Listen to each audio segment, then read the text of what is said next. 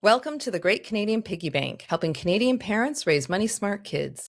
Today, we're talking about how kids actually learn about money in a world where cash is disappearing, as this is something I think a lot of parents are quietly trying to figure out. I'm joined by Angelique de Montbrun, who is the CEO of Mydoh, which is a money management app for kids and teens with RBC.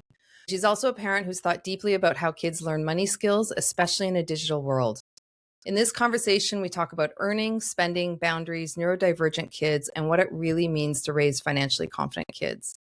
I also want to mention that this is not paid product placement. I personally use Mydoh along with other youth accounts with my daughter, and I'm really excited about how it focuses specifically on teaching kids how to save.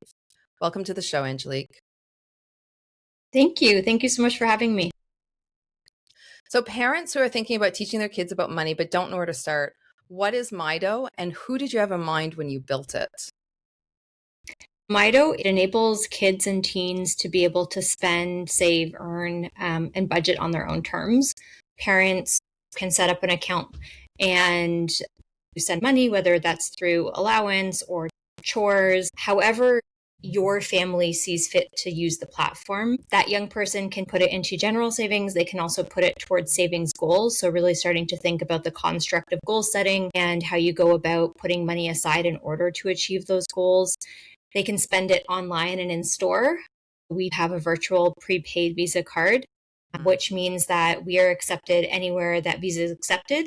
And to be really clear, we are not a credit card, even though we have the Visa logo on our card. You can only spend what you have in your account. And in addition, a young person can have their own unique payment link and they can receive funds from anybody via that way. Again, parent has oversight to ensure that they're really keeping a close eye. So safety, security are top priority for us. We want to ensure that both children are safe, their money is safe. Ensuring that we have a really safe, secure platform is critical to us. That's a very long-winded explanation of what Mydoh is. It's an app, but it does so much more, and it provides so much opportunity for both parents and young people to have real financial experiences and to start to build their financial muscle young. And we know that financial literacy is a muscle. It's really about practice and skill building. We want to ensure that every young person to adulthood better financially equipped and enabled to take on some of those more mature concepts. So two things that I love about it. One is the prepaid Visa aspect of it. This means that my daughter can buy things online herself with this essentially a prepaid Visa. So through our Amazon account, she just chooses her payment, which no other youth account I've seen has been able to do, which has been great. Her feedback to you was stop making her feel guilty when she moves things from save over to spend. She gets a message saying, "Are you sure you want to move the money over?" And she's like, I guess I don't. It's a moment of pause. The real piece there is before you move money from savings, you should always pause to say, do I want to do this? This is a financial decision, a choice. And so we want to make sure that we're pausing for choice. We have a lot of parents who are on the other side of the spectrum who are like, can you lock savings so they can't move money? And we're like, nope, this is really about choice. So we're going on vacation this year. And our deal with her is if you save money for your vacation, we will match the savings. So it made her stop. Just that moment of asking her, are you sure you want to move it over? She's like, I'm technically, for every dollar, I'm losing $2. So no. And she stopped the other day, but she wanted you to know that she felt guilty. That is, I mean, the pause and the stop is very skillful. And we don't want anyone to feel guilt, but we want them to know that there's a feeling wrapped up in that decision. She was laughing. It wasn't causing mental trauma or anything. It's okay. So what gap did you see in how families were teaching kids about money that made you think there has to be a better way? There was really a few fundamental ones. One is parents don't feel confident in their own financial acumen. Agreed. And so they don't feel confident to be able to teach that. And so what happens is that money goes undiscussed. And what we know is that the earlier you can socialize financial concepts, financial values, the better equipped a young person is going to be. We know that young people start to form relationship with money as early as 2 years old. And so we wanted to really instill more confidence in parents.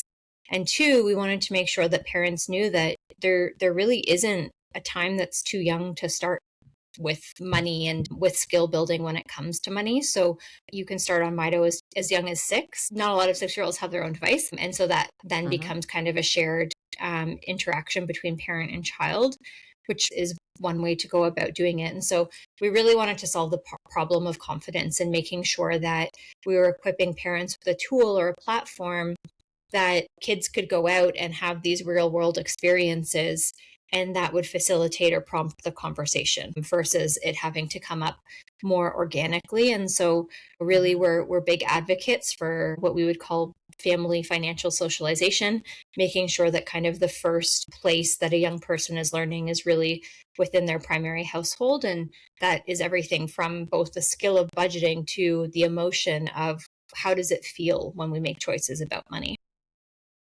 Okay. So then how did being a parent yourself shape the way you think about kids and money and independence then as you were making it? Having kids made the problem feel urgent. I have kids who are becoming older teens. I have a 17-year-old, a 15-year-old, and I have a young one at 5. It was really clear to me that there aren't a lot of tools out there. And when I was raising my older teens, especially, it wasn't being facilitated through the school system. I know that a lot of provinces are advancing financial literacy today, and there's a lot of financial literacy mandates, which is incredible. But at that time, it became really clear to me that that wasn't something that, unless I was going to embark on that, was really out there. Yeah, I agree. Yeah, the Mydoh is definitely unique compared to the other youth accounts, which is just like a normal account. But I love what it's teaching them and allowing the save buckets, which is really awesome. So then most kids don't really use cash anymore. What money skills do you worry that they're going to start missing as everything starts to go digital? We talk about this a lot because I think that there's this thought that when money was tangible, it was real because you saw it going away.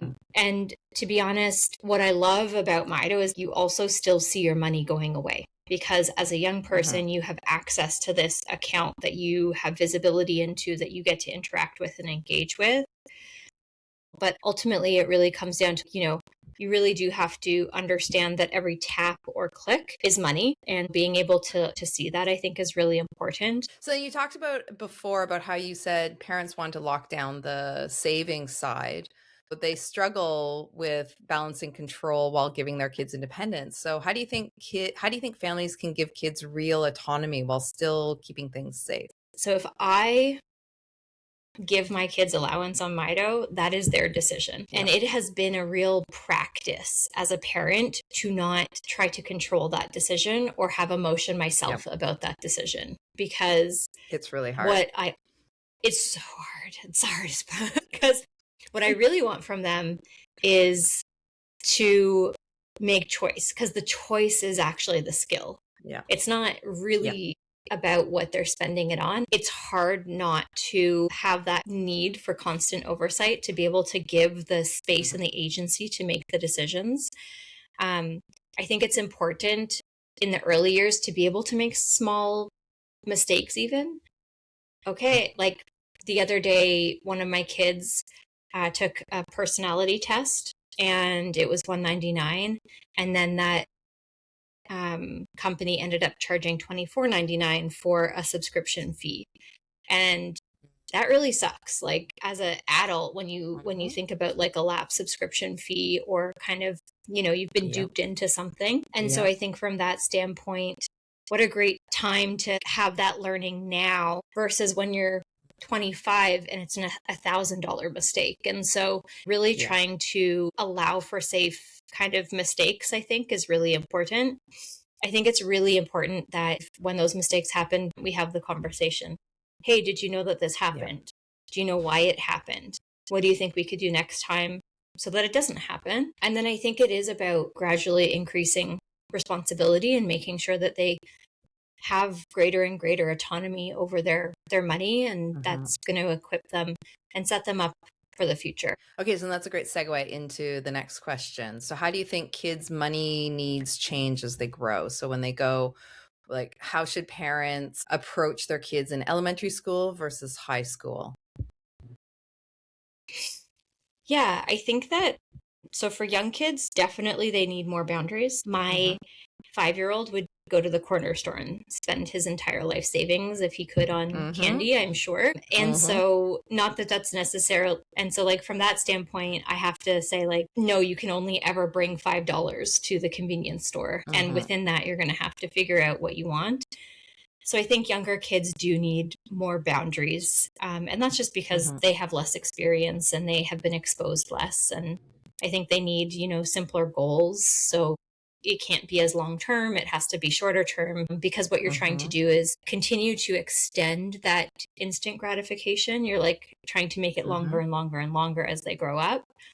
I think that older teens want freedom. And if we think about it, they're going through a time where money is a mechanism for identity formation. They're choosing to buy sneakers or concert tickets, whatever it is that they're expressing as who they're becoming in the world. And so giving them the freedom to be able to do that, I think, is really important. And then I think that we shift our role from kind of more oversight and management into like a coach as kids get older. And so I definitely see that with my kids, and kind of my 5-year-old doesn't have access to all of his money, although he turns 6 in a few months and he'll be introduced to Mydoh at that time. Amazing. And then the teenagers, I don't manage their money. They choose to do what they want with their money. And I check in with them. And so when they make a decision, I'll definitely be like, hey, did you mean to make that decision? And we'll have conversations about it and go through that. But it's never from a place of, you shouldn't have done that, or you should do this with your money. It's really from a place of, did you think about this, and how might we be able to do that differently next time? Mydoh has partnered with Autism Canada. You've put a lot of thought into inclusivity. So why did you think that was an important lens to think about from the start? Yes, so inclusivity, and part of kind of the DNA of Mydoh is really around ensuring that Mydoh is accessible for as many Canadian families as possible. And when it came to Autism Canada, we were overwhelmingly hearing from a lot of neurodivergent families how powerful Mydoh was for them. And so we wanted to make sure that we were partnering with an organization that could lend legitimacy and credibility. We didn't want just to be good. We wanted to ensure we were doing the best. And so if we were building our platform, what are the considerations that we have to take into account? These families love it. Can we make it better? Can we make it more accessible? And so we really wanted to push ourselves to think about that. I have 2 neurodivergent kids, and so we know that neurodivergent kids have unique challenges with money, and we wanted to respond to that in a meaningful way. So that partnership was really at the basis of that. And I think when we also think about building for this next generation of Gen Z and Gen Alpha kids, inclusion and accessibility and is incredibly important. And so we want to be reflective of who we're building for. All of those things came together to really create a foundation by which we build and by which we'll continue to build. I think that's incredible. Like, I love that you guys thought about this when you were making the product. So what are some of the unique challenges neurodivergent kids can face? Like, what would you advise other tools? What modifications can future tools use to support these different needs? We know that there's some impulse control and emotional spending. So that would be kind of one area of challenge. Difficulty with abstract concepts like budgeting. Budgeting is quite abstract and quite difficult, even for me. And so I think from that standpoint, some people are overwhelmed from too many choices. Every neurodivergent person is different, and everyone faces their own kind of challenges and opportunities. We want you to use us how it makes sense within the context of your life and in the ways that it aids and supports you.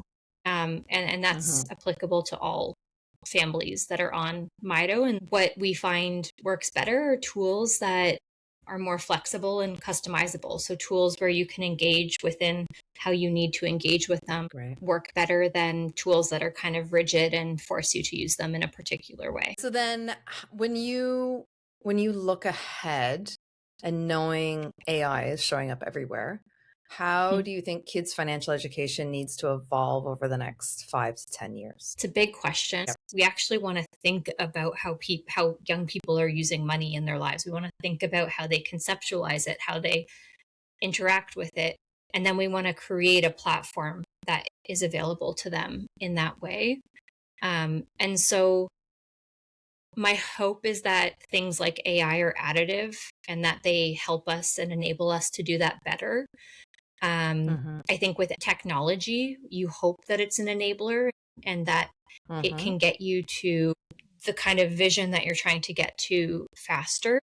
I think it's important that we continue to think about digital first money and what that will mean to our children and what that will mean to their experience. I think focusing on decision making and choice and the skill building of literacy, of financial literacy, and it not just being math. It's not like I have $100 and I remove this and I remove that. That's actually choice, and choice is really important. And so instilling more of those kind of fundamental skills. And then lastly, I hope that, and this is where I think AI hopefully will help, is that we become more adaptive to people, that we become adaptive and customizable, so we become accessible to people at the individual level, that the platform can become smart and aid that individual in their context. And so I'm really hopeful for what, technologies and things like AI can do. And my hope is that they're additive and enabling, and really what they do is help to execute the vision of what we're trying to do. I've heard a lot about money personalities, which is a new concept to me. And you called your one child a spender, which is one of the money person, the spender, the saver, the giver. And it'd be interesting to see if AI can start to identify which money personality each person has, and then starts to advise based on that. Because that's the advice I keep hearing is talk to their money personality. Don't try to change them. If they're a saver, talk to that. If they're a spender, talk to that.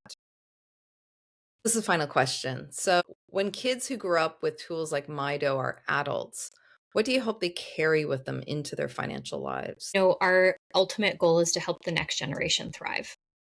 And we don't have the word financially in there necessarily, because our hope is that thrive can look like whatever that young person wants it to be. It's not necessarily the aspiration of going to post-secondary and buying a house, and it might not be that path.